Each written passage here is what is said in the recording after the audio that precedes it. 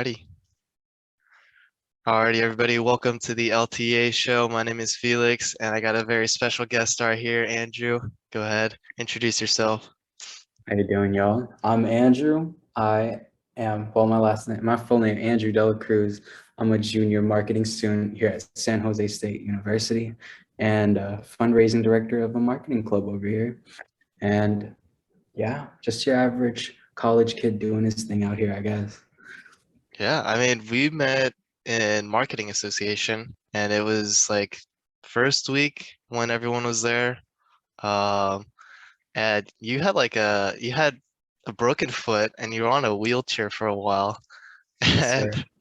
but now you don't have one, right? Like no injuries after that.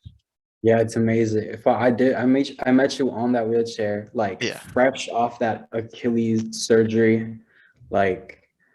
And I was like, it was a process. I met everybody sitting down, looking up, you know what I mean? yeah, And people don't even recognize me no more when I come out here. really. Like, they're just like, who are you? I'm like, I was the wheelchair. I'm like, oh, shoot. What's up, bro? Like, okay. I guess that was my identity. It So helped you stand out more, just because like not many people were in a wheelchair and they're just like, oh, like, and you're very friendly too, so they can just like easily recognize it. that's, Um, it taught me an important lesson in making yourself stand out, even though it wasn't on purpose, you know?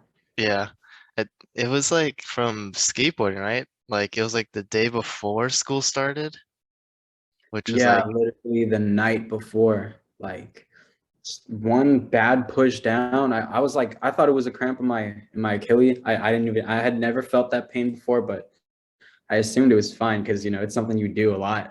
mhm. And I stomped my foot down once, and that was one too many times, I guess. Oh, but are you going back into skateboarding? Are you just gonna like give it like a month or a year, kind of wait a little bit? I've honestly like against my PT's wishes, I hopped back on a skateboard. I can't push with this foot. I can only brake. Oh, So I really? have like a crutch, and it looks like I'd be paddleboarding across school. Or like when you stand up and you're on that surfboard and you're pushing yourself with that thing, Yeah, like that's how it feels. It's kind of fun though, I can't lie. really. But I guess life is about taking risks or something like that. Although it's a little, yeah, not the smartest decision at times. Well, I'm just glad that you're feeling better. And marketing, huh? Like I know, what was it, during the gala that we have? It's like I think it's like an annual meeting or annual like marketing event that goes on, right? Now, every And semester, actually, if you're trying to go this semester, it's our committee in charge. So okay, but you got promoted to the fundraising coordinator, right? Fundraising director? yes, sir. It's a interesting role. Never Yeah. been a part of something like that. So I it, mean, good for you though, like taking on something new, because just take every opportunity that you get. that's the thing about like especially living here, like living here in a new place, like you're inserted into a new mindset. Like you're surrounded by people who actively hop on every single opportunity they get. It's like inspiring, you know? Like I am the type of person who can just as easily sit at home and end up not accomplishing things. Just, sometimes you're just out of the zone. Like it took a minute for Yeah. me to get back into the zone of like productivity when I got back out here. Oh, nice. I mean, so like, what was it like, living in a dorm? Because before we met, we both transferred from the same school. I don't Yeah. think you dormed in CSM, right? Or you just commuted? Yep. About S- 20 minutes a day. Okay, so like going into like a dorm, what was that like? Like first impression, like any like thoughts that you had going into it? Okay, well, there was my friend and I, because we signed the roommate thing where you like want to be roommates with this person, like the request form. And it's really funny because in your head you're like, best case, you both have your own room and then you have a living room and it's tight. But you show up, you first you get that letter, like, okay, you got accepted to housing, you got accepted to school, but you have like six other roommates. So I was like, okay, I'm an only child. I've never had to share a room with another person. Like I've shared my room with my cousins at some point, but like never really like had to deal with that roommate experience. And now I'd have like 6 people in like one suite. So that was like nerve-wracking. You're like trying to think how you're gonna deal with it. But eventually you're just like, okay, you know what? I'm just gonna try to communicate as best as I can. That's the best you can do. But we showed up. You're so used to like going home and you walk up the stairs and you're home. But it was my first time living in like an apartment. So, fight for parking in the garage downstairs and then make sure you didn't forget anything in your car because it's like a long walk up Hmm. and you get here and you kind of feel like the rooms ain't that small, but like the amount of space you have, tiny little jail cell, kind of, it's all right. uh, the view's pretty nice from the floor we're at though, and you get like a killer sunset. And the environment, just being in a dorm, you're kind of forced to be social, just even in the elevators, like say hi to people. Yeah, I mean, like, did all your roommates show up at that one day, or like it was just like slowly everybody started showing up, and then you kind of just got to know people a little bit? Uh, Probably over the span of about 2 days, people showed up. So like the day I came, nobody was there, but the next day everybody moved in. Hmm. And that was also the day that I tore my Achilles. Yeah. And that makes the whole experience, I think, more unique, walking into like just meeting a bunch of people that you're about to live with and share a space with, except now you're in a wheelchair and you're taking up double the space whenever you walk around. So I mean, it seems like you got a good set of roommates. I think like when people go to dorms, it's like 50-50. You don't know who you're gonna get. You don't know what they're gonna be like. yeah, for the most part, I have no conflicts here. We have our rules. We kind of figure out who does what chores and it's kind of coordinated. Mm. Of course, sometimes some people don't do certain chores. Some people have a showering problem. Things just happen like that. But you try to live with it, and it's important to get out. You know what I mean? Like to go outside and not be stuck in one place for too long.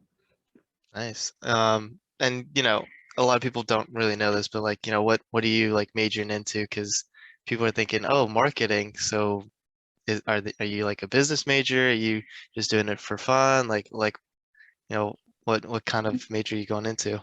I'm officially a marketing major. I know you're a psych major and you were still in the club, which is great. And the reason I chose this is because, well, one, I took a personality test in like the senior year of high school because I was like, I really don't know what I'm getting into. And one of the top choices for like my personality, I guess, was marketing Mhm. and how it dealt with a lot of communication, but also like, competitiveness and exploratory thinking. So I thought that was interesting. Like it would be a fun route, and I'm still there. And the cool part about it, I think, is that you learn a skill set and you can get experience and make connections that help you get to a place you want to be. So Mhm. like you might not necessarily be like super passionate about marketing, but you can use that skill to become like a more significant, influencer or like get a job in an industry where you are passionate about something, like even Mhm. psychology, which is really cool. Like I'd love to be able to market for like a nonprofit that dealt with some psychological issues or something like that. That's cool. And like with the whole pandemic and trying to keep up with school, do you have any like sort of time to do your hobbies or any interests maybe you've gone into recently?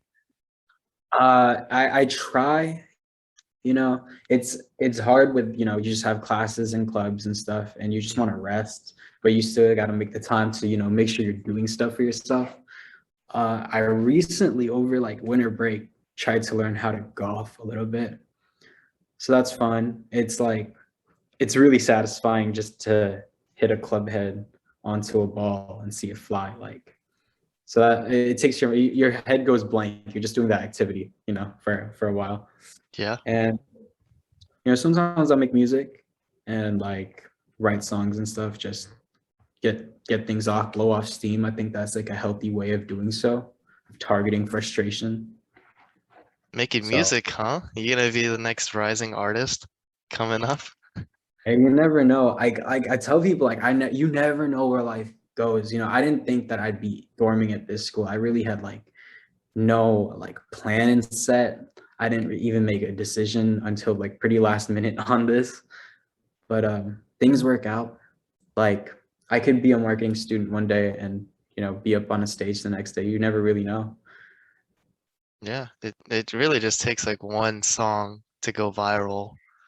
I don't know, Andrew, you got the potential, and you know, you're pretty likable because you're very friendly and like you can just like have a conversation with anybody. That's like a very unique skill to have. Shit, it's a lot like writing. It's a lot like freestyling because when you're having a conversation with someone, that's kind of just flow out of nowhere. You got to make things connect that don't normally connect. Like if somebody asked me to like spit bars or something, like you got to pull stuff out of thin air almost. Hmm. So yeah, I guess it kind of goes hand in hand with that. I mean, just like being able to talk to the people and then like, you know, you could use that maybe for just like performing in front of a big group or a presentation like that. That skill is pretty universal and just is so handy to have. That stuff I definitely missed like the stage. I used to perform. I did theater for like one semester, and I used to like spit bars at like high school open mics and stuff. Not too big, just like usually like tight groups, like 20, 30 people max, but like Hmm. unless it was theater, that was nerve-wracking. You'd have like hundreds of people looking at you. But it's a rush, man. Like you feel nervous, your heart's racing, but if you crush it, it's the best feeling ever. What kind of gave you like that like inspiration or you know that idea to like make music and just I don't know, just having that like confidence, you know? Like was there like somebody that you just look up to or you just, you know, hung out with some confident It, friends? I hung out with pretty quiet kids. I think like for the most part, I was probably the loud kid in a lot of my groups. Um, but I grew up in a pretty noisy family. They weren't really my parents themselves, they're not really like performative people, but I had like like I had a few cousins who are more out there.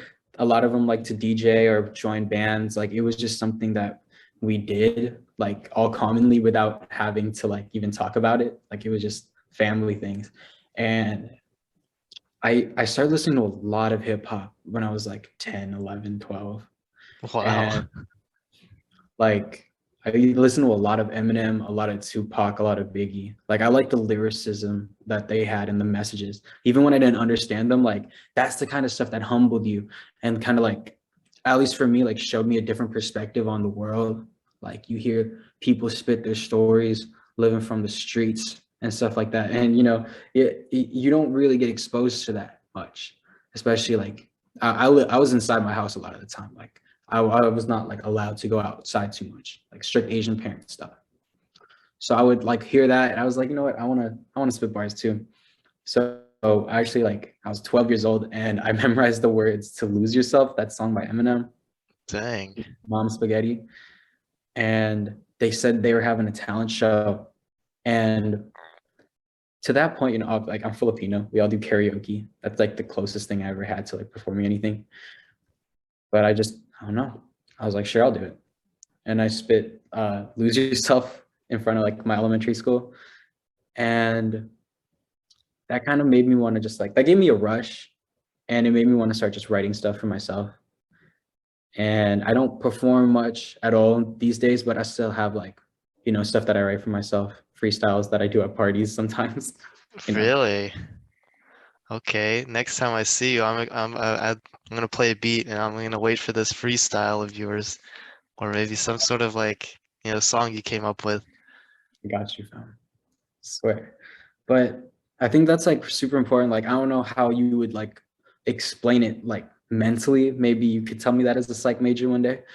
But like having that outlet, you know what I mean? Like you're not even talking to anyone sometimes. You're literally just writing stuff and listening to it like for yourself. And I find it weird because sometimes I'm able to like channel emotions that I didn't even know were inside of me, like things that were lingering in my subconscious that I write and they end up in a song and I'm like, you know what, that is like that makes sense about why I'm feeling this feeling. And I it's like think it might be because it's like similar to like journaling. When you journal yourself, like your own thoughts, you kind of just like analyzing what kind of emotions you're going into, and then like you can kind of see it once, like let's say a week later, you can kind of tell what kind of emotions you're feeling because you were just like channeling it from like your thoughts and your heart, like what you're feeling at that moment. I think that's what might have.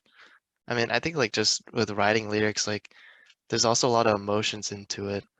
Like you could be feeling super happy and you're making like an upbeat, song, or it really depends on what you're feeling.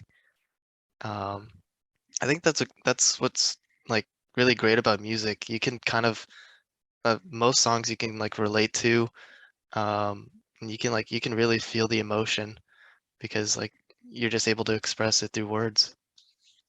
absolutely. And that's like, when I hear people say things like, I'm not a creative person, or like, I don't know how to like express myself. It's like, I understand where that comes from because, it can be hard to articulate what you're going through.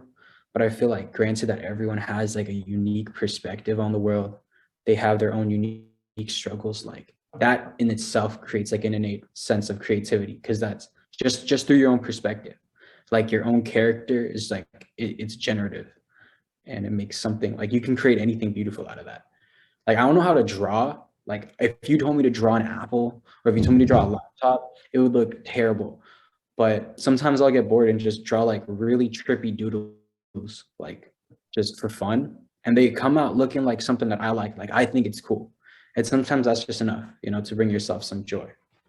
Yeah, I think just like a lot of people just kind of doubt themselves a little bit. Like they got the thought of maybe I just not as good as other people. Like they kind of like for myself too, like I would like kind of compare myself a little bit, just be like, I'm not good enough compared to this person. But then when I actually tried, I was like, what was I doing? Like, like there's no like judge, no one's like watching over and be like, this is trash. Like everyone's got their own style to it.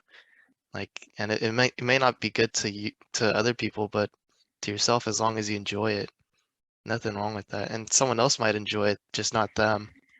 You know, everyone's Right? got Like that. the fact that, the word normal is really relative. Like your normal is really not somebody else's normal. Like so you never know who's really gonna like what you're putting out there, who's really gonna fuck with what you're putting out there.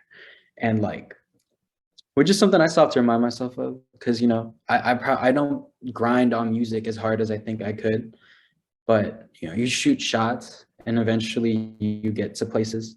And like one thing that I feel like there's safe routes out there. They're very quote unquote safe routes that you can take, and like college is one of those quote unquote safe routes that I chose to take. But like even within those safe routes, there's still options for you to take risks and shoot shots. And people in our club always tell me like you miss 100% of the shots you don't take, which is super cliche, but it's real because even just taking that into small like considerations, like seeing somebody that you think looks interesting in an elevator, just having a friendly conversation, like that's, sometimes you don't have a chance to talk to that random person and tell them that you're fascinated by something that they're doing, something that they're wearing. And you never know what you can learn from that person in that moment or what kind of connection you can make fundamentally with them. So I try to shoot my shot just talking to people, like not even like, asking for dates like that, but just like, hey, I like your outfit. I like what you got going on. And sometimes you learn something. And that small connection you make can branch out to something that inspires you long term. And you never know. Yeah, I would agree, like with the statement, shoot your shot, like, and if as long as you took it, and like if it didn't go well, then at least you took it, and you don't have regrets later on. Like I think a lot of people nowadays are like regretting stuff they haven't done, or like they're just too afraid of like taking that first step. But then once you like take a couple steps, you're like, well, it wasn't as bad as I thought, like the dipping your toes in the water, like you can dip one toe in and then see if you want to go in full on, but just that first start, you gotta like if you really want to, and like sometimes like whenever you feel like you want to take a shot and like you're hesitant, but then like it's like that gut feeling that keeps telling you like you gotta try it anyway. Like, I feel like sometimes that gut feeling just comes in handy to remind you like, this is your chance. I could see why you chose Lose Yourself because it's a great song. You only got one shot, like, and sometimes you never know when you get another chance like that to do something, or like, you don't get time back either. Like, a lot of people die young these days. Like, and like your mental health is also super important. You never know, like, when you're not going to be in that state of mind to try to do something. So I feel like when you're in that zone, when you're feeling like more confident than usual, like it's a good time to just take shots, like, and try to see what kind of person you can become out of that. And it takes a lot of effort though. Sometimes, you got to psych yourself up to get in there. When I come home after like grinding on like just whatever you're doing for a few months, like I'm instantly like out of that zone. I'm like, okay, I could sit down and just do nothing. And you get kind of depressed doing that, but it's like it's hard to get your head out of there. So it's a cycle. Some things come naturally. Some things, you just gotta push a little harder. Yeah, I mean like there are some times, I'm sure everyone can relate with you. Like there are some times when you've just been doing this so many times, but you just feel so burnt out or like just so drained. But I don't know, sometimes I keep telling myself because I've seen like some videos and there's some videos that like are really motivational. They're just like, if you want to be like actually really good at something, you gotta put in the effort regardless of how you're feeling that day. I mean, that's how like people go to the Olympics, they put in the work no matter what they're feeling, if it's rainy, if there's like a snowstorm, like there are still people that are training out there and like sometimes I remind myself, someone else out there is working harder than me and like that kind of like keeps me going too. Because like, if I want to get to where I'm at later on, I've got to put in the work now to see it. Otherwise, it's just going to be me stuck in one spot. Mamba mentality, Yeah. it definitely does take effort. It takes persistence to get somewhere. It takes a lot of dedication, and you have to like train yourself to resist certain temptations. But with that said, there's also like I feel there is a line. You have to be hustling, you have to be striving, but mental health does have to come first. Like even if you're studying, the Pomodoro method, which if you don't know yet, is that study method in which you work for like a set time period. Maybe you work 15 minutes, you work for 30 minutes, and then you give yourself a 5-minute break, and you cycle that a few times until you take a longer break. And that's supposed to be just effective because it stops you from burning out. And you have to take that to the real world too. You could have like 5 super busy work days a week, but you have to cut yourself off and breathe at some point. Like it's only healthy to do that. And it helps your creativity too, to get yourself out of one zone and then maybe have that in the back of your mind and thinking about it while you're in another zone. Like, how you get shower thoughts and sometimes things just click. Yeah. It, I mean, it's a good reminder. Like, it's good to hustle, but like, same time, make sure to take care of yourself because I think a lot of people, including myself, like we trying to find that balance of like, I'm not working too hard to the point where like I'm burnt out, but like I'm working just enough where like, I'm like satisfied. I'm just happy with how things are going. Right. And I think, it's really important to have like a stable amount of chaos in your life. I don't want to say like in a bad way, but things shouldn't always, like in my opinion, things shouldn't always be like the same every single day. Like obviously you have cycles and you have a routine, but some things need to get shaken up and you need to try new things constantly to actually stay creative, because it's those experiences again, or those like shots that you shoot that give you that even more unique perspective that you can take to things. And I feel like a big part of that is just trying to take your mind out of whatever box or constraint you put yourself in. Like for the longest time when I was younger, I kind of had this set definition of who I was. Like, I'm not this type of person. I'm extroverted, but I'm not that extroverted. I could never do what they're doing. That box of self-doubt, or how they define the ego, the way that you define yourself through your perception of other things, and how that all relates to like how you want to become as a person. I think once you drop that shield down just a little bit, sometimes it helps you, you know, kind of gravitate towards new goals, new things that you can achieve for yourself, not necessarily defining yourself. Yeah, just like that open-mindedness, like just curiosity, letting that kind of open up a little bit. Um, Right? Like I met this guy over COVID actually. Like I was doing this little project with some of my friends. We were trying to get artists to make t-shirt designs for us. And it was short-lived because paying artists to do t-shirt designs isn't the cheapest thing to do when you don't have much money. But we interviewed this one guy. His name is Andres Amador at Andres Amador Arts, and on Instagram, he's a beach artist. He does things in the sand, and it's really interesting what he did. And allow me to ramble here just for a second, no, but you're good, you're good. this he makes strange, trippy geometric patterns in the sand using like a rake, and he uses a drone to see what he's doing. And it's extremely calculated, like geologically, and it looks absolutely beautiful. And I hit him up. I reached out to him and I was like, "Can I interview you? Like, can I just talk to you or whatever? Just I want to get a sense of your perspective and like your thought process."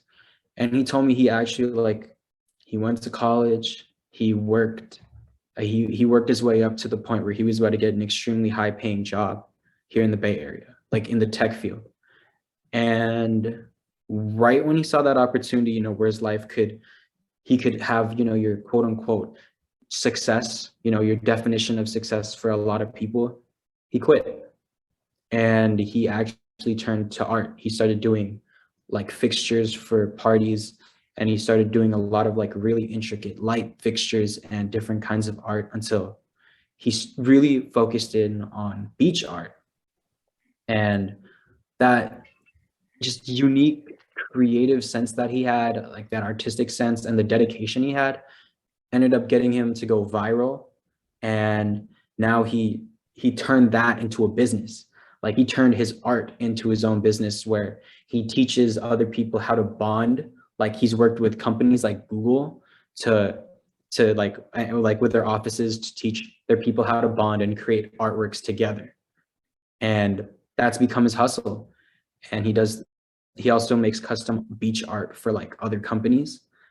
And it's like, not necessarily following like everybody else's definition of success, but truly following what you feel passionate about and finding a way to make it work for you. Like, I think it was a really creative idea to teach people how to create the art he was making and, use maybe the money he saved before in order to make that venture a reality. Like, I think there are different routes. There's not just one linear route. And that's something that a lot of people sometimes seem to feel like. Yeah, I think COVID taught a lot of us that too, like yeah, yeah, no matter how much planning you do or how much, you define your future, some things can just completely misalign and you just got to roll with every punch. yeah. I think like, with like the pandemic, a lot of people were just isolated at home and like, because everyone had more free time, they were actually able to like explore, their continue their own like hobbies or interests. And like I've heard from a lot of like stories that people are, like from social media or like, podcasts, like people are making their own businesses and they're just like extremely happy with how it turned out. Like they had time for themselves. They wanted to see where it went and it took them to a happy spot. Like they're happy with the job they have now and they don't want to like go back to the corporate lifestyle or, they can just, they have that freedom to do what they're passionate about and make a living off of it. It's just really really happy to see like even though like the pandemic, like everyone had to stay home because to stay healthy and everything, but also people were able to just like find and define and like understand themselves more and like just taking that step every opportunity. It's just really nice to see and just a reminder for like people like me. Sometimes like I'm just like need to remind myself like I might not like continue my career that I want like in a couple of years, and that's totally fine. There are people out there that like 30, 40 that will change their mind, and no one's gonna like judge them on that, and like they're just gonna be like, okay, because everyone's just so busy with their own life, just don't be too pressured on what you're doing. Right? Like, it's important, I think, to set goals and, have like maybe an image of where you feel like at this present moment you want to be. But, I feel like at that point that should also be very, very flexible because again, you have to roll with every punch and you never know when your interests are going to change or when that flame burns out and you feel like you need a direction, you need to change in direction. Like again, with this pandemic, a lot of people were living their lives, getting into, in a certain rhythm that they might have been for years. And all of a sudden the whole world gets shaken up and we're still trying to reel back from it. Hmm. I feel for like, it's a little out of topic, but I feel for a lot of people, like, I feel like personally we got lucky. Our biggest struggle was acclimating to online school as a structure. And, we weren't able to see our friends and whatnot. But at the end of the day, we still had roofs over our heads. Like we stayed fed. One thing I noticed, I'm moving out here, living in downtown, is that like there's so many people who are like still out on the streets.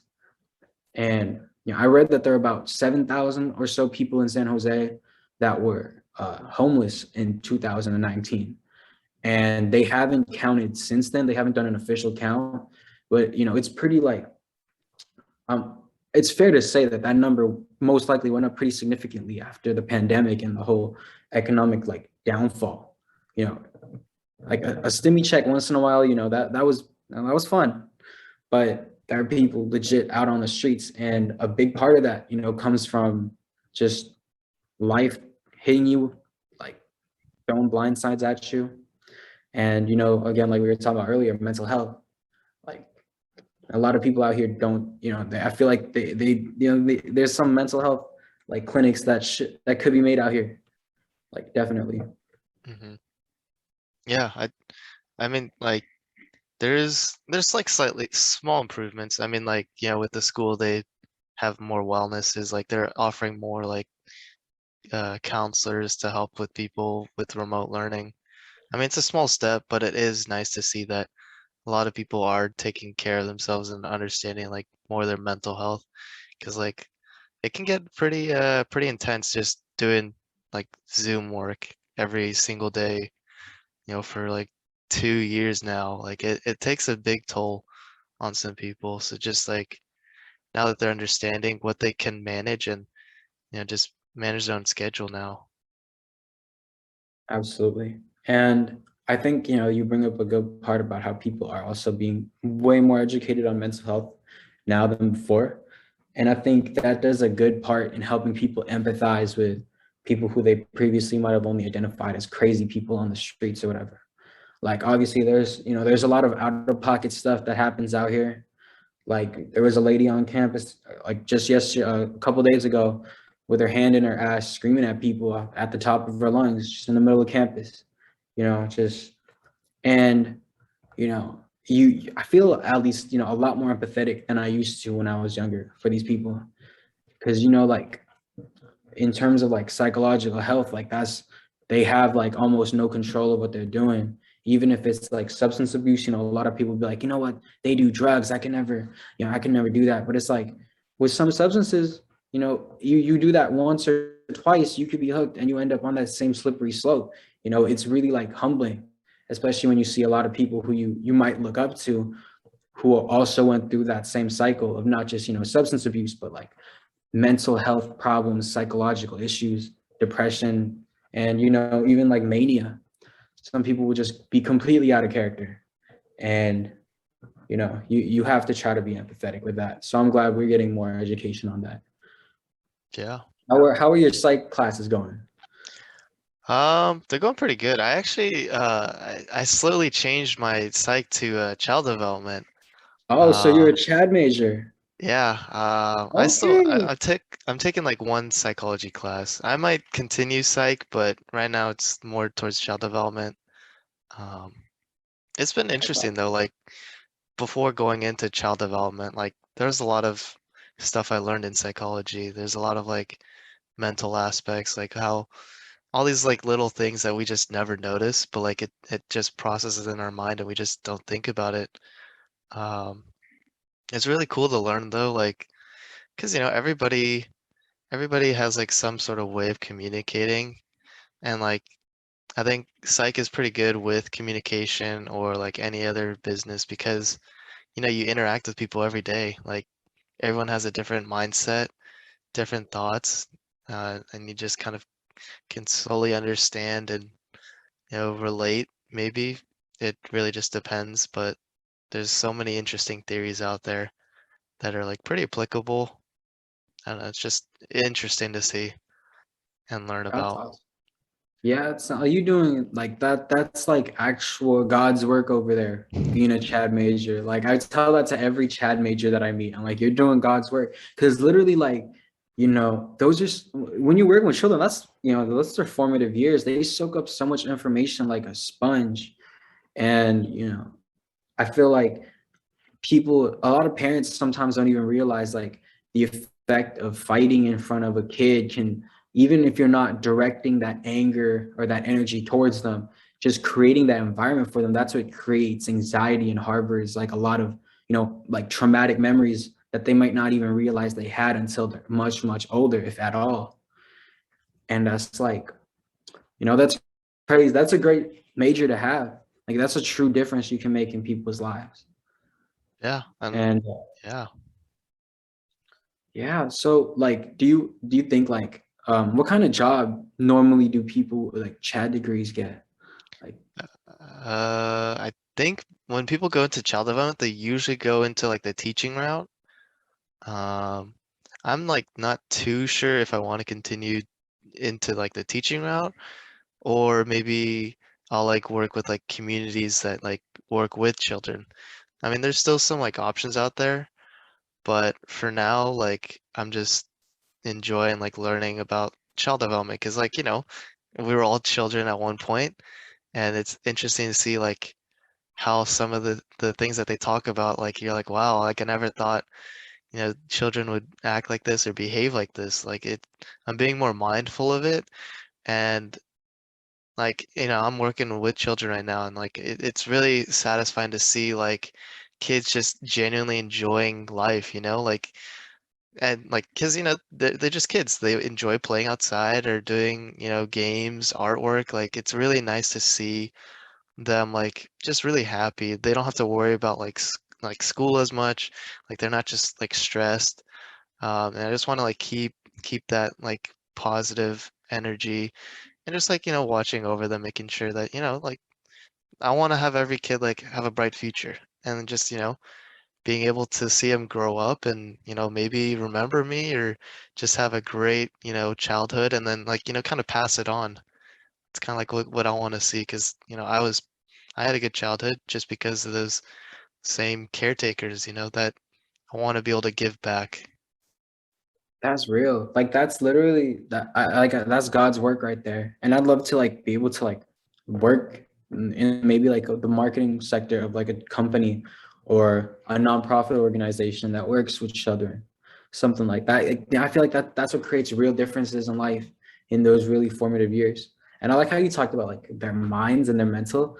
I think that goes back to what we were talking about earlier with creativity. Like we as adults still have to channel that inner child, like obviously you have to stay professional, you have to be mature, but in us is still like an innate inner child that is curious, that is creative, that wants to explore and do just random things.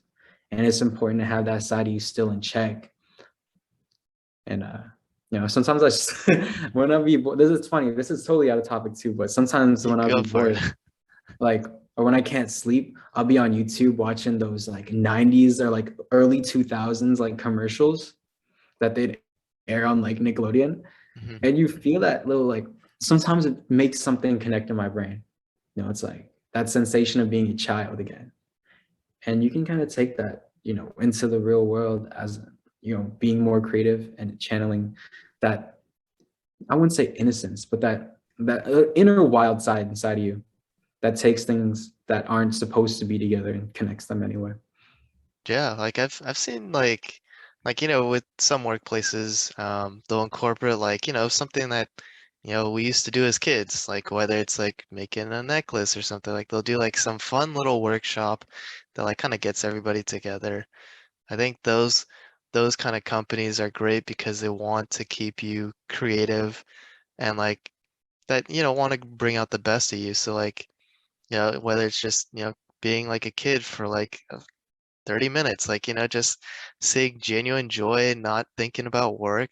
Like those are some great companies out there because they just want to cultivate, you know, positive, not like you do your work and no one like will check up on you or, you know, you're supposed to do this, you know, like there's a lot of companies out there still that are just like so they got like specific rules and they're rigid, you know, like it, but you know, just being having like a moment where we just act like a kid. Those are some great times because you genuinely see even adults just like smiling or just enjoying that moment or like talking about something that they did as kids. And then like that sparks like another conversation. Like just saying that, you know, just don't be embarrassed if you like become a kid for that moment, you know? It's just great. It's a nice Right. way. Right. You know, you can't get your innocence back, but you can, you know, you could still feel that same kind of joy. And you know, I feel like expression is a big part of that because when you're a kid, lots of times you aren't afraid to express how you're feeling because that's just how you're feeling, and you're not taught to be ashamed of that at that age yet. And you know, so I try to take that to heart. Like when I'm feeling an emotion that I feel like should be repressed, but I have a chance to express it in like a productive way. You know, Hmm. I try to do that. And the same goes with even like how you dress. I hear companies like Cisco, they like it when your hair's dyed. They like it when you have a bit of wacky fashion and style because that shows companies that you're not just that rigid person. You know, you're a dynamic character with different interests and different perspectives that you can bring to a table. So being yourself and channeling like that, those inner passions within you and those things that make you personally smile and not repressing that, but embracing them, you know, to like a certain extent, like that's great. You know, obviously if it's like some sick shit, you know, you can leave that back. But yeah, I've been trying to learn how to experiment more with like colors, you know, like in outfits and stuff. I used to be very much just wear black all the time, like, but you know, different flavors give you different perspectives in your day, and Yeah. we all take notes from kids to try more things in our lives and see what directions they bring us. Yeah, I think kids are just great mentors sometimes because they're just brutally honest sometimes, like when you need it too. Like they'll tell you if they like it or not. They're not gonna sugarcoat it. Like they'll tell you what's going on. And you know, I think I think every company should do like Spirit Week. Like I don't know why it's only at schools and like some workplaces, but it should be like everywhere else. Cause like it just you know, everyone wants to be that kid like wacky hair or, you know, pajama day. You know, that's not that harmless. Everyone gets to just be who they am, who they want, like showcase what they enjoy. And, you know, just, yeah, just saying that, just be great. You know, I feel like I think the when people get hired to companies, you know, obviously I don't have too much experience in that field yet, but I would assume they want like a dynamic character, you know, someone who can roll with punches and like express themselves and use like their own life experiences to create something with other people and work well with people. And that's what, you know, I like how you bring up a spirit week idea, because just stuff like that, allowing people to be a little crazy for a week or so, or maybe like one day a month or something like that, can really change up an environment and maybe give somebody an answer to a problem they hadn't realized was just floating up there. I don't know. Imagination's crazy. Like it's a crazy concept. You know, you just have these thoughts and these little things that float inside of your mind, and one day two things can connect and you might have the greatest idea. And which is, have you ever taken like um it sounds like a funny class, but entrepreneurial mindset class? I took that at CSM. No, I didn't, but I actually saw that and was like really curious on what that course is going to be like. You know, I always like I wasn't sure, but I just took it anyway for fun because I had like some units to spare. And the professor was actually this dude who owned his own business in San Francisco. And his idea was that he took those, you know, those Volkswagen buses, like the hippie buses that they used Yeah. to ride. He would get San Francisco artists to paint them and make them look all hippie and trippy. And he'd just drive people around the city in that, like as a tour. And he was making a buck off that. Like he was making some money. And one of the things I learned in that class was just making ideas, like making like the habitual like process of creation just part of your day, whether that's like, you know, writing your thoughts down, writing like a few ideas, fun, even if they're funny ideas every day, or thinking about problems that could be solved. Just doing that for fun for yourself can eventually, you know, get you into the mindset of problem solving and thinking outside of the box of everyday like problems. And you never know when one day that could lead to whatever idea that helps you, you know, take the world by storm. So that's something I try to do.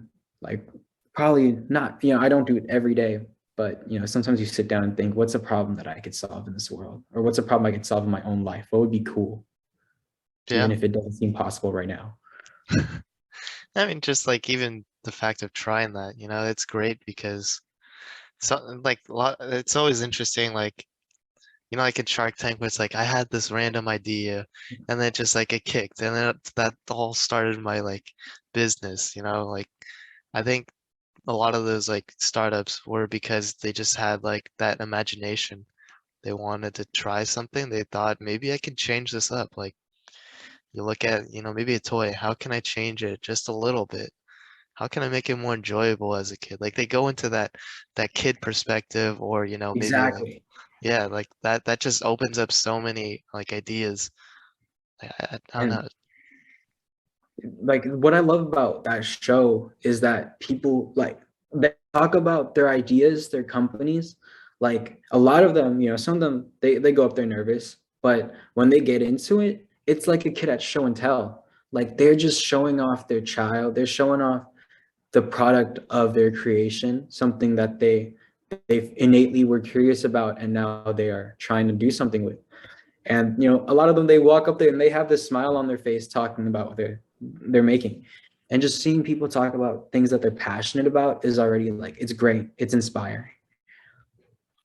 Yeah, it's And just like a nice way to remind people like, there are people out there just trying to enjoy life and you can see it.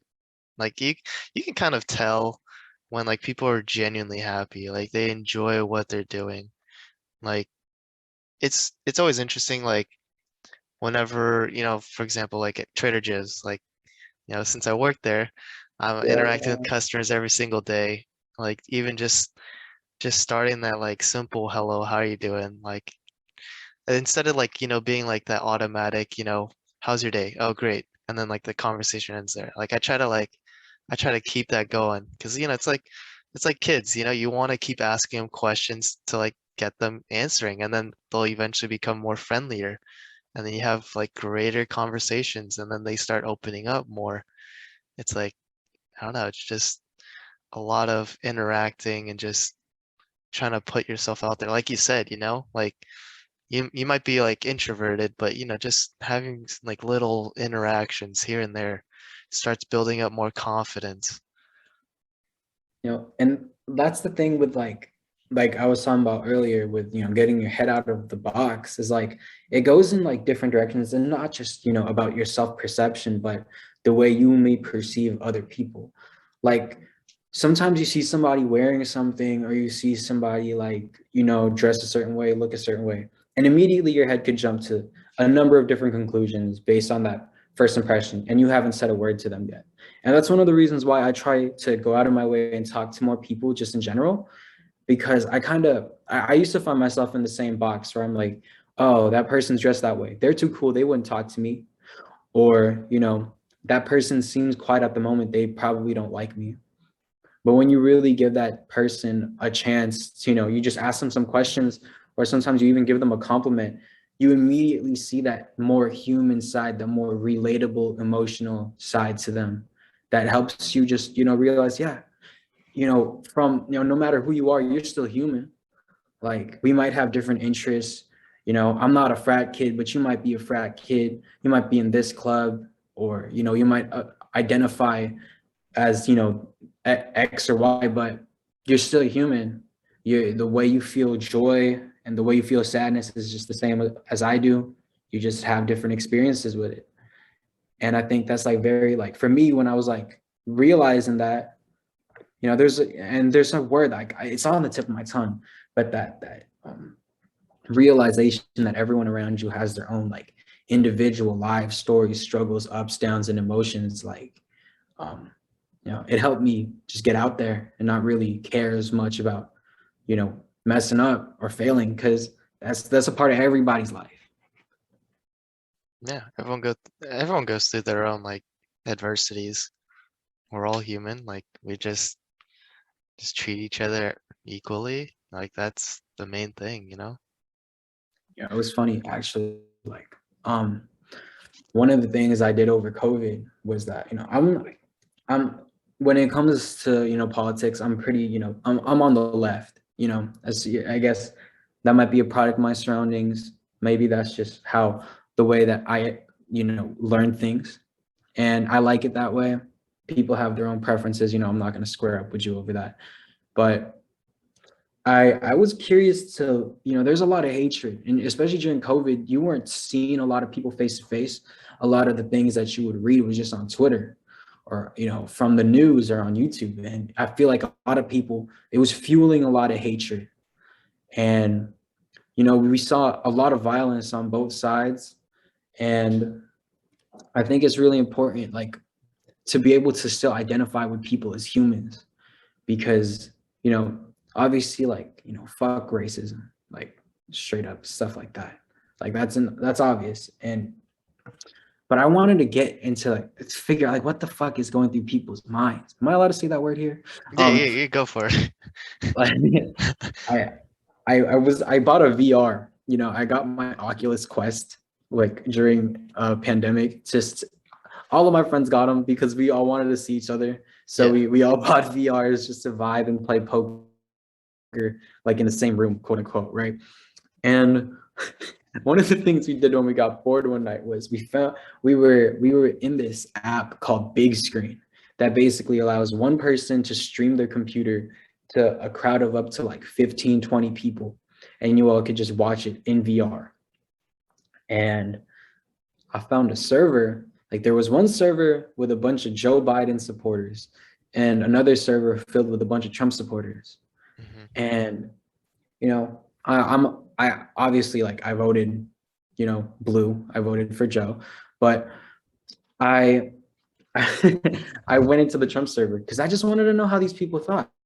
And, immediately, like, when you watch CNN or MSN, or, you watch any, like, or you go on Twitter, you immediately, you're faced with how people perceive them versus, like, and you see, like, you don't really feel the humane side. It jumps straight to judgment. So, I try to talk to these people who are on the other side of the country with very different upbringings and surroundings that I had. And what I got from them is that, they, again, they're the same, they're human. And I was talking to them and they had very interesting rationales for why they're making their choices. But a lot of the people I talked to, it was just like a matter of, I'm doing this, I'm in the middle, but everyone I know votes for this side. My family voted for this side, and that's the beliefs they have, and that's what they instilled in me. And a lot of it ends up, that's the people that, you find love with, and that's who they end up identifying with. And that's not to say people don't make their own choices or stay informed. because people do and they make their own judgments. But a main thing that people just look for above even logic is belongingness. And loneliness can do stupid things to people. You know what I mean? Like it can drive people absolutely insane. So that's why I feel like being social just proactively a little more in your daily life, like not just for yourself, but just you never know when you can actually make somebody's day. You never know if one compliment can make somebody's horribly shitty day into something just a little bit brighter. That's something that I feel like it helps on both sides. Yeah, just, like one small act of kindness can go a long way. That famous Exactly. saying, because it's true. Like it can change someone's day entirely. And just passing on that kindness is very important. Because like, if you want to have like a kind group of kids, you gotta be kind to them first, and then they'll take that in. That was just like an example, and then the kids will pass on the kindness. It's like, you pass it on Yeah, to the next person. You help bring that positive outcome, and then they'll bring it back to another person. It's like full circle, And then, maybe that kindness will be coming back to you. Like, I don't know. that's what Yeah. that's real. Like with your major, especially, dude. Like you know, like the butterfly effect, right? Like the smallest flutter of a butterfly wing can have adverse effects on the world, and like I think with your majors, like that ring is just very true. Like the effect that you might have on a kid, that kid could change the world. You never, and you could have been like the positive influence that set off that chain of reactions. Life's crazy like that. It is. Like it's just like, you want to bring out the best out of people. That's the main thing. Like you want, my goal is really just trying to make sure like I pass on to the next, because the next generation, they're gonna be the next one that's gonna take care of us when we're older, like, we gotta take good care of them so that they can take care of us in later run, like otherwise, then the world's not gonna change. It won't be better. You gotta initiate it, that kindness, and just setting a better future for the next one. Right? And with the immediate access that I feel like that kids have to news now, to like real life events, to seeing the harsh, grim realities of this world. Like, that's like when I was around like 12 years old already. Like, the internet's crazy. My Mhm. parents didn't really have like much of an idea of how whack the internet could be. And I'd seen like some real like messed up shit. You know what I mean? Like when I was a kid on the internet, just by accident, just stumbling across the wrong sides of the internet. And that becomes more and more common these days with kids, I think.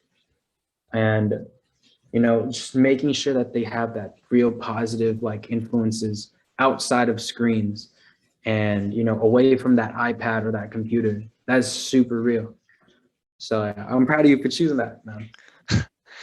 It's just I just want to have a better future, and I just want to, bring that kindness to, and like, help a lot of communities out there. Like, I was treated great as a kid. I want to give it back. Like, other people deserve it too. Absolutely.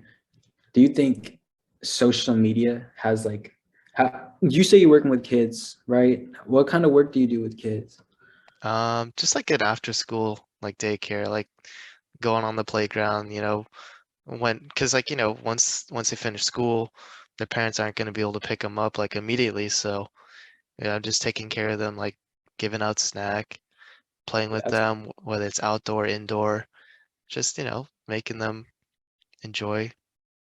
Now this is like essential. Do you notice if they have like smartphones already by that age? Yeah, I'd say like fifth, fourth, maybe third grade, they'll have like a Wow. phone. Like they'll say like, "Oh yeah, I have a phone." I'm just like, "What?" Like I didn't have a phone as a kid. Like I had like a flip phone, but Yeah. like now that they got their own phone and they're talking about like TikTok and like Wow. Instagram, and I'm just like, "Oh my gosh, like." they're consuming a lot of social media, and like you just got to be careful because because there's a lot of like YouTubers out there, and like a lot of kids will consume that content. So like, depending on what they say, it could change how they view things or influence their thinking and right? behaviors.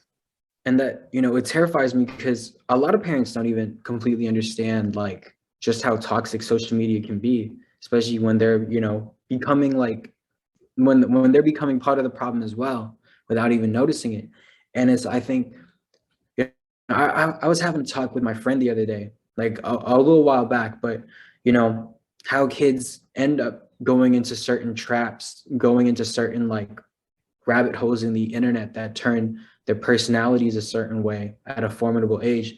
Like we were talking about how a lot of kids might have gone a more conservative route, or maybe a much, I don't want to say like antisocial or like almost like incel route, but a lot of it could just start with how YouTube videos were suggesting their content at an early age, or websites like Facebook. Because I remember you would watch a video about a video game you're playing, like Warfare, and then you immediately see a video of some kid getting bullied in Modern Warfare. And everyone's like, kid gets owned in this video game.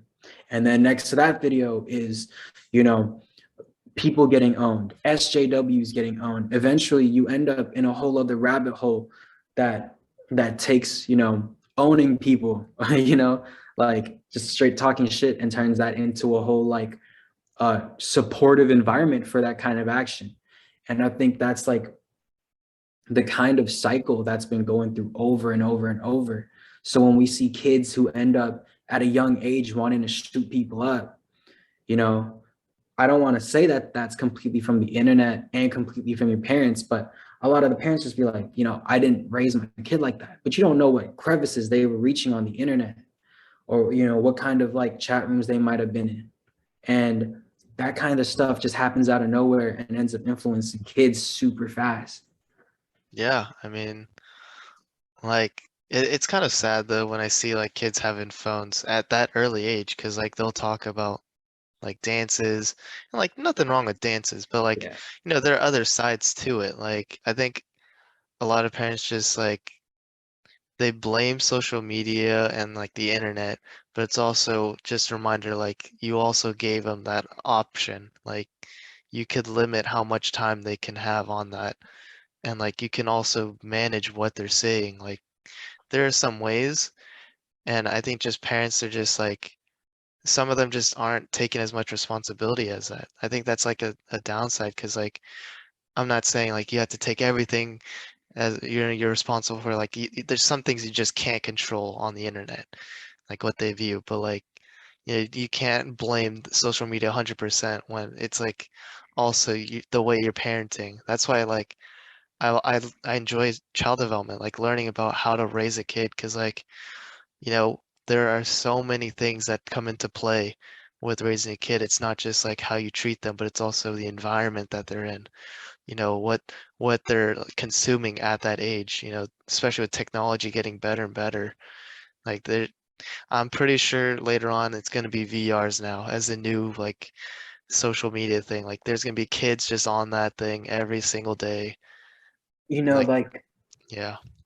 that's crazy to me too, because like we grew up with screens already. I feel like I learned how to use a computer when I was around 5 years old. And I'd browse through LimeWire, downloading songs, and browse the internet, going on random websites.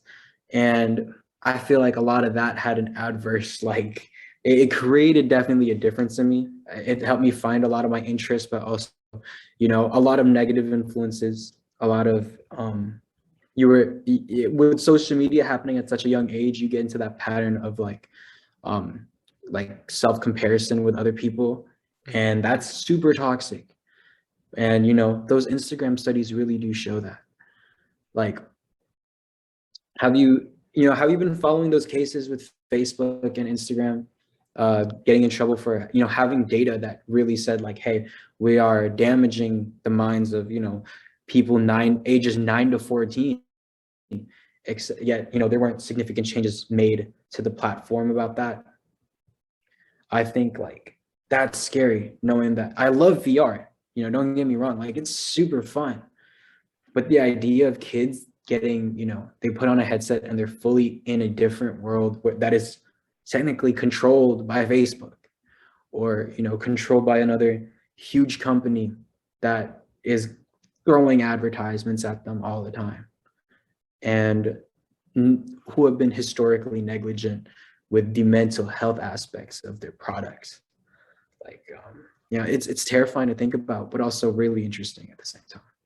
Yeah, for sure. Like, you know, I think there's like I remember last semester, there was a class, I don't remember what it was exactly, but it was talking a lot about like, there's a video TED Talk on algorithms, like how the machine and the AI can just like, you put one video, like, and it'll instantly get an idea of what kind of person you are, just off like that one video. It'll keep suggesting you because it'll send you a video like, hey, check out this video. And if you do click it, then the algorithm will keep sending you stuff similar because it's registering everything you're saying, everything. It's like basically like, it's basically trying to copy exactly what you're doing and like trying to give you the stuff that you're looking for. Um, it's like really scary with algorithms because like, with every social media platform, like there is an algorithm, like it's no coincidence that you'll say something and then you'll get an email like with something very, very similar to what you said, like a coupon or like an advertisement, and you didn't even like type it in. Like that's how scary algorithms are now. Like they'll just take what you're saying now, or like they'll see how you perceive it, and then if this is something that you're interested, they'll keep sending you. think that's like I think a lot of people just need to be more mindful of what algorithms can do to you. And like even as adults, like we're always like joking about it, but like it's also we got to be more mindful of what we do because AIs are going to be super, super, super complicated now, and to the point where they can just read somebody just looking. I mean, I won't be surprised if they just look at a person and be like, this is what they like, and it's going to be like pretty accurate, like that's what's going to lead to maybe. Right. And it's kind of crazy how, I had my Facebook account, like I made that back in 2009 or 2010. So by this point, like I'm only 21, but it has likely over a decade's worth of information about me. Pictures, the way that my face has literally evolved, the way that I looked back then and look now and progressively changed in that time and how my interests changed. And that's all data that they have. And it makes you think like, what kind of conclusions they might draw upon that, and it makes me think about how my life could have been if I hadn't allowed myself, I guess if you could say that, to fall into that constant cycle of always being on social media and you know like wanting to like what everyone else is liking because that's what's cool. But with that said, like I think social media in itself it's similar to drugs, man. Like you could slap a warning label onto that about its addictive nature. It reminds me of like nicotine, the way that there are adverse mental health or, in that case, physical health, but there are adverse consequences. And that's true.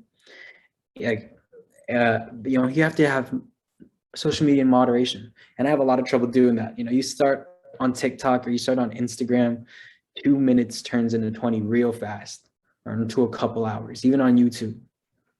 Yeah. And it goes back to the kids thing where people are like they just throw their kids an iPad and that's the activity for the day and that's where they get their stimulation from, and it doesn't come from direct social contact or like physical action anymore. It's just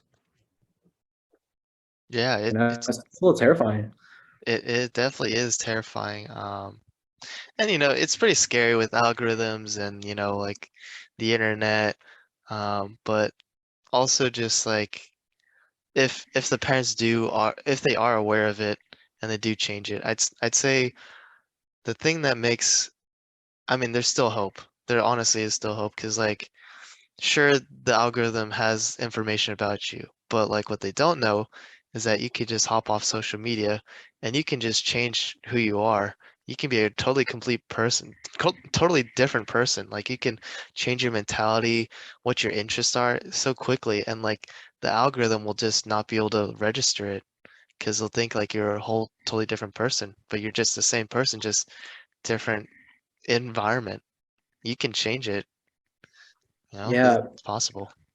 See, and that's what's like interesting to me is that, people, I read some places that people are wanting to turn to like an AI based government that makes decisions rationally based on artificial intelligence and data collected, I guess, from people or whatever sources that they may have.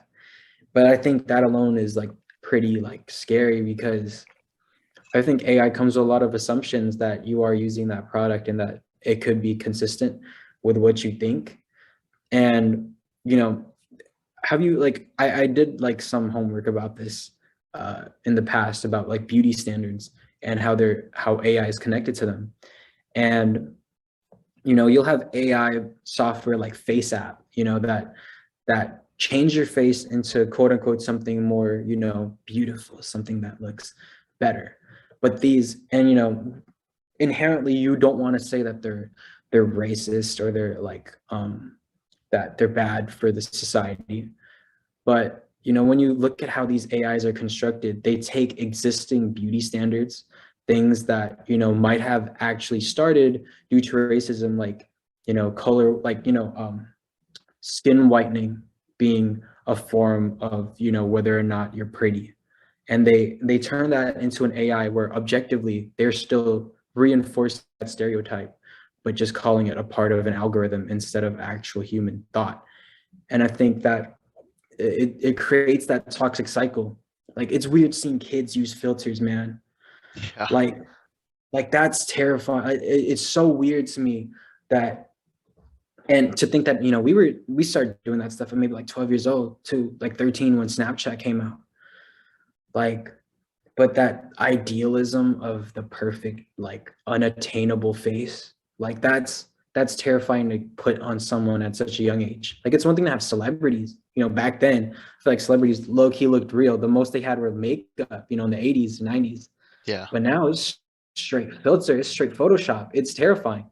And as a parent, I think you have to be real with your kid about that. Like, this filter isn't how you're supposed to look like. No one looks like this filter. Yeah. I mean, I think as a parent, the most important thing you can do for a kid is just reassuring and like positive enforcement, like letting them know, like, you know, like no matter what the world says, like we're still gonna love you the same. You don't have to change anything because you're perfect. Like it's just being that positive reinforcement when everything else has like that negative outcome or trying to pressure your kid. It's important as a parent to like keep supporting that kid because if you fall into that, then the kid has no one else to like go to, and they're gonna end up like being affected by that. It's very important. Like that's why like I'm taking everything in. Like I'm being not just more aware of what kids are doing, but also what parents are doing, like how they interact with their kid. Like sometimes they say that based off how the kid's acting, you can't tell what the parents parenting is like, and it's very true. That's why it's very important as a parent, like to be that good role model. Otherwise, your kid won't be like who you thought it'd be. Like, you want the best out of your kid, and that's great. But you gotta be that foundation, that mentor, that person that they can look up to and like won't be like heavily influenced by the world. And I think just like with AI, like I think it is pretty scary what it's led to. But it's also just a reminder like the AIs are just basically following instructions. Like they're not they're being controlled by people. Like they program the algorithm. So it's just reflecting on it's like a mirror. It's basically telling us how the world is right now. And like yes, it is partially the AI's fault, but they're also exposing who we are. And like we need to remind ourselves that this is from our actions, you know? Right? A lot of hatred that's been passed on for generations, even subconsciously. That's why I think it's important when people talk about the types of things that actually hurt them and why, instead of staying silent about something that might offend you. And people get mad, people will say, you're being too sensitive. But it's like, also it helped, it's great to see people who have been silenced for so many years, people from such a marginal, like, roles in society, even people who work in jobs that are considered vices like sex work, being able to talk about the experiences that they're having, because it helps somebody connect to that. And when you teach kids that it's okay to express who they are, they don't have to, like, obviously, tell them, like, if you teach them how to be appropriate about it, how to appropriately let that emotion out, like, it helps with the honesty. It helps them become more honest people, and they don't have to go through that cycle of constant, like, emotional suppression, because I feel like that in itself just makes kids blow up at some point, and carry, like, significant trauma into, like, adulthood. So, life's just life's crazy like that. You never know, like, when an event happens that could change your life. Like, it could happen when you're a kid or when you're an adult too. Like, but learning how to express it healthily and get that reinforcement for being real with yourself, and that it goes a long way. It just makes society better. Yeah. Dang, you're marketing major, an artist, what's next? A motivational speaker, like You can do this. Just uh, do it. I mean, it's true though. We need a lot of people like that. And the only way to do that is just spreading the message. Spread love, man. I feel like that's, just trying to be a positive person throughout the day. Like, just for one person, opening the door for somebody can make somebody's day light up. Especially, you never know. Some people, they hide their depression so well. It could be even somebody close to you. You never know when that one act of kindness could save somebody from jumping off a building or something. Hmm. Like, I there was like I heard about this guy who once said, like, he wanted to, he like, the only reason he didn't kill himself was because somebody smiled at him like, one day, and that, little bit of humanity saved his life, at least, for that time. And you never know when that could apply in daily life. So yeah, I'd Yeah, love to see spread your positivity too, the show got interesting yeah, topics. yeah. I think that should be a challenge for everybody. Just, after hearing this, I hope that they would at least spread one sort of act of kindness every single day, no matter how big or how small it is. Just that small little increment will lead up to big changes, later on. Even when I'm having, like, a shitty day, sometimes you do something nice just to feel better about yourself. Yeah, And like and it could be selfish, but screw it. Like, like, you could be nice to people and it be selfish for yourself, yeah, just it's both ways. absolutely. And especially here on campus, people are stressed out of their minds. People are Yeah, in debt, people are struggling to fit in their own type of way. So, a little bit of love goes a long way. Cliche but real. it's the truth, man. The truth. Oh Absolutely, my man. God. Well, I mean, this was a great talk. I'm so Absolutely. pumped. Andrew, thank you so much for joining us. Thank And I you for hope to having me. see more of you in future episodes, This is great. Man, let me know. I'd love to talk with you. We could have more one-on-one just in general. You know what I mean? I'm down, I'm down. Any final words you like to say to the viewers? Anything? Social media, whatever you want. This is your spotlight. Express yourself. Do it relentlessly. Don't just follow. I feel like I try to follow one general rule. It's called don't be an asshole. DBAA. That's how you live. Be happy. Spread joy. But don't be an asshole. Consider other feelings. But at the end of the day, we're all human. We're all just trying to do ourselves. Spread love, and you know sometimes you got to be assertive. Sometimes you got to do things for yourself. But as long as it's in good heart, I feel like go for it. Be you. Make your own podcast. Spit your own bars. So like in 10 years, 20 years, you never know what one small decision today could get you. Yeah, that was little clap for you. For And you yeah. as well, my guy, the Chad major over here. Yeah, and anyone that's listening to this, if you go to San Jose State, make sure you check out the Marketing Association. Yes, sir. Dap me up while you're over there. Yeah, join them. Tell them that Andrew sent you. And Felix. Yeah. We Oh, I got, didn't really do much, but it's a great experience there. It's really cool. well, it was nice to talk to you, my guy. It's been awesome. Alrighty, everybody, have a great rest of your day, and I will see you in the next episode. Bye bye, everybody.